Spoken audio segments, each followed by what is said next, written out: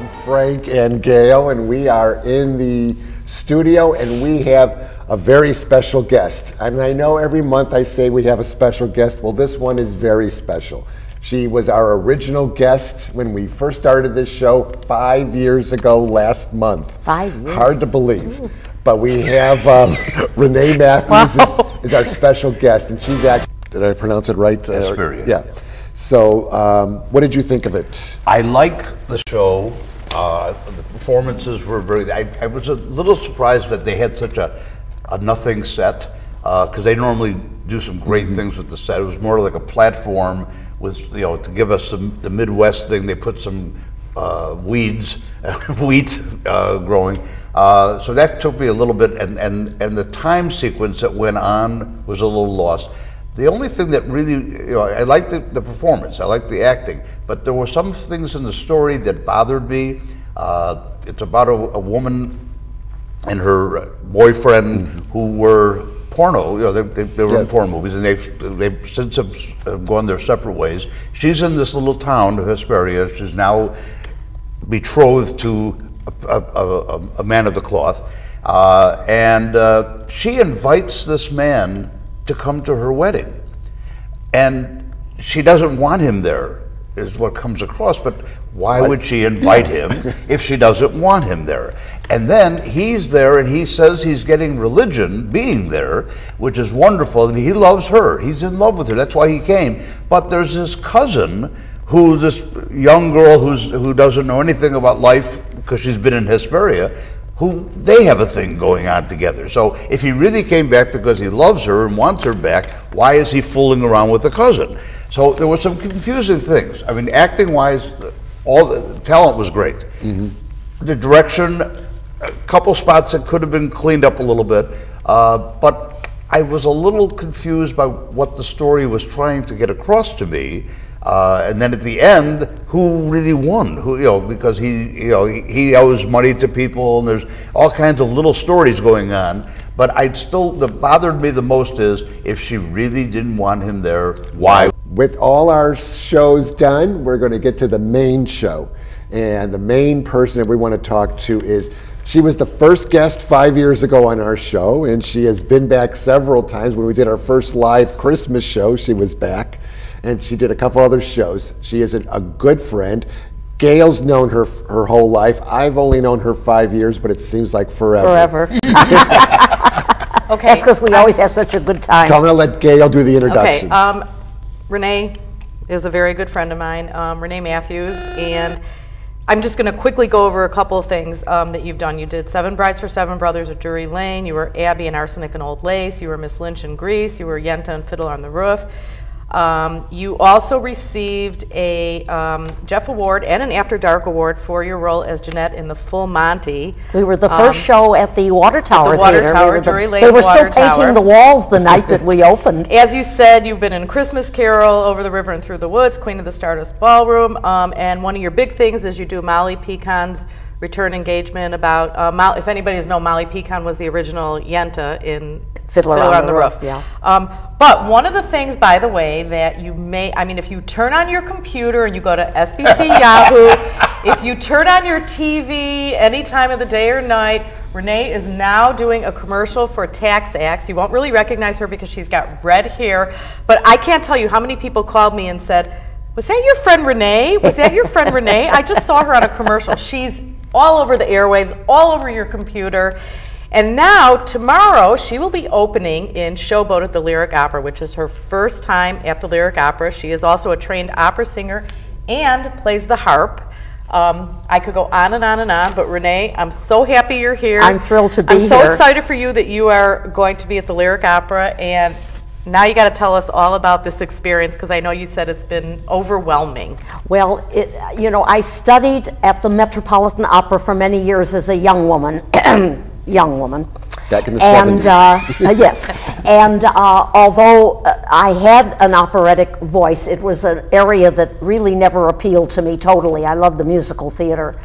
And so after all these years, to grace the stage of lyric opera is, it literally is a dream come true, although I'm not singing in this, it's a character part.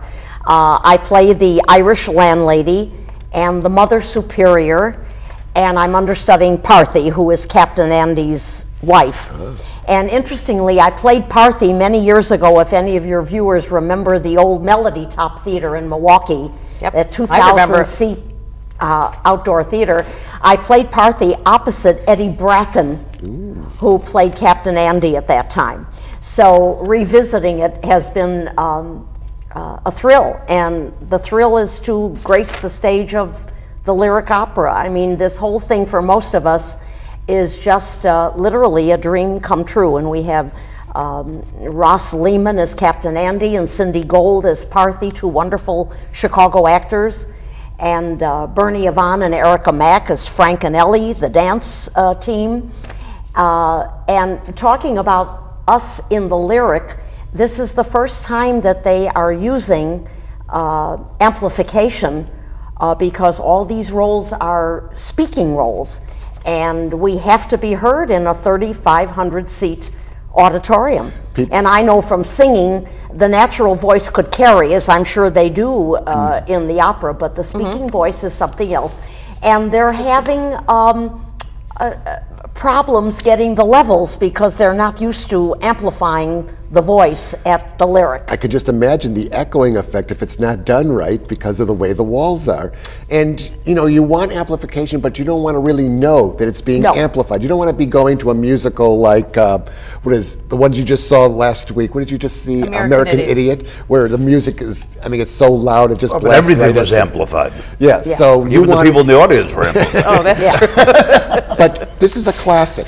This is a classic, and they will be having the translation of the lyrics, even though they're singing in English, but it will be hard to get some of the lyrics. That's going to be overhead like they do in the regular opera. Most people that have seen Showboat, Showboat is started in 1927. It's a Oscar Hammerstein and Jerome Kearns. Right. And this is what set Broadway off. This is the show that did it. Well, I think it was the first social change that was done in a musical, the evolution of the African American culture and Magnolia's journey.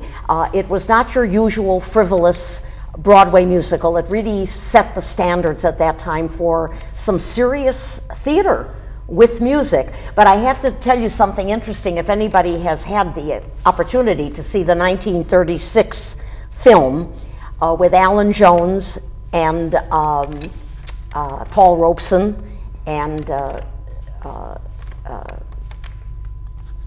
all the stars of the, all of a sudden I can't think of the names. Al should know those. Yeah, right. But the ending is very different from what they've portrayed on the stage, including our production.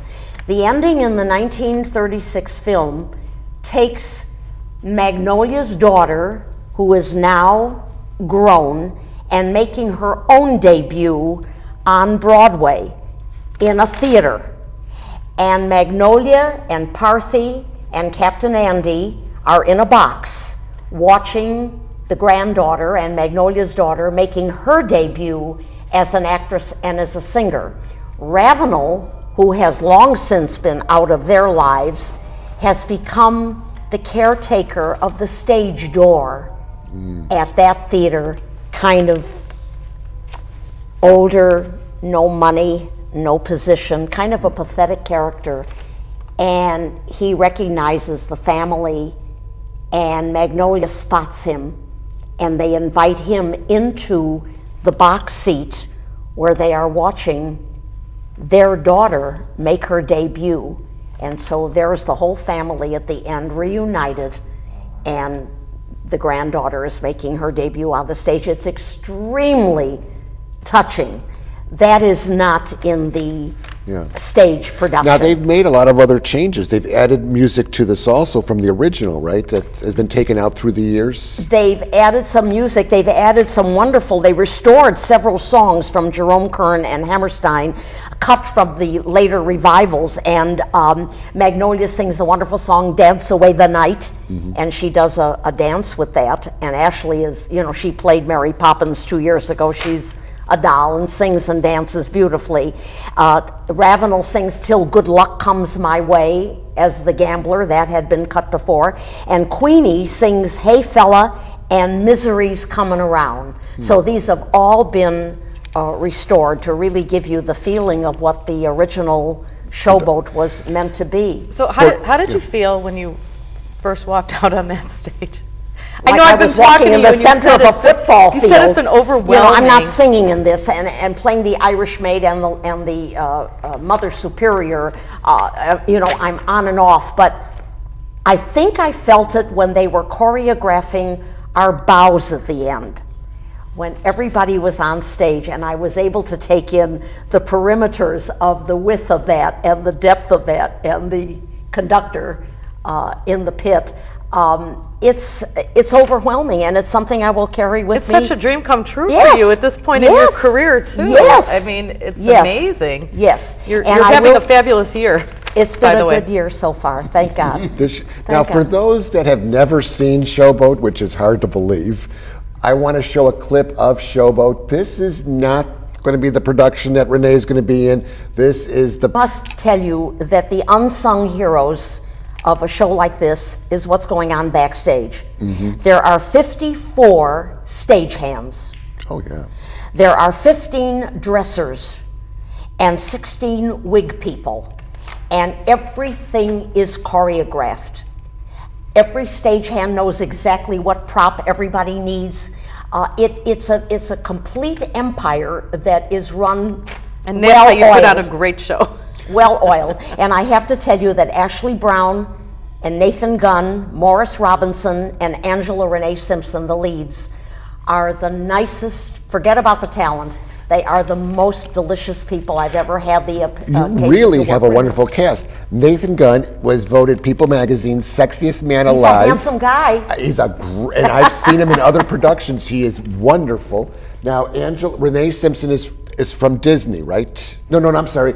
Ashley Brown's from Disney. Yeah, she did Mary Poppins here 2 years ago, right. And Renee Simpson is well known in Metropolitan Opera House, and she's been in Italy. So you've got a star-studded cast Tremendous, here. and they're all having a wonderful time. I mean, this is kind of a first for most of them, and certainly, you know, for us as equity actors in the city. So it's a once-in-a-lifetime opportunity for any performer, no matter how small a part or no matter what you do. And Lyric's been on this trail now for about 9 years, ever since they have a new director of bringing in new ideas, new plays. So this is going to be a wonderful show for Chicago. I just want to tell you that I know you're opening tomorrow, and we're going to be there, but we're probably not going to be able to see you after the show. Well, you know, it's being broadcast. This is from us to you. Oh, I feel like a diva.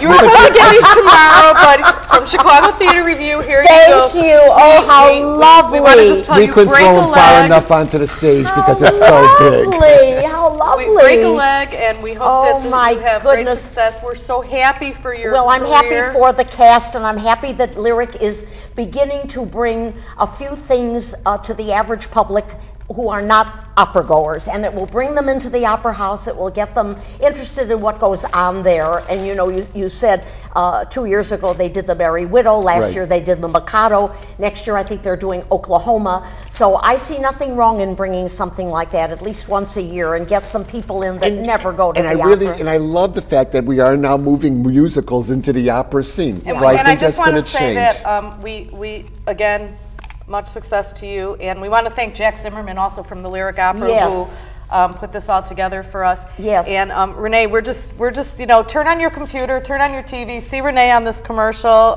with red hair. With red hair, but you know what? Watch for her too, because her career just keeps going and going. You're like the Energizer Bunny, but Renee. you know, show business, it comes and goes. It in comes spurts. and goes, but we are out of time. Thank you Thank you for coming. Renee, thank you. From Chicago Theater Review, I'm Frank, and Gail does want to say we'll see you.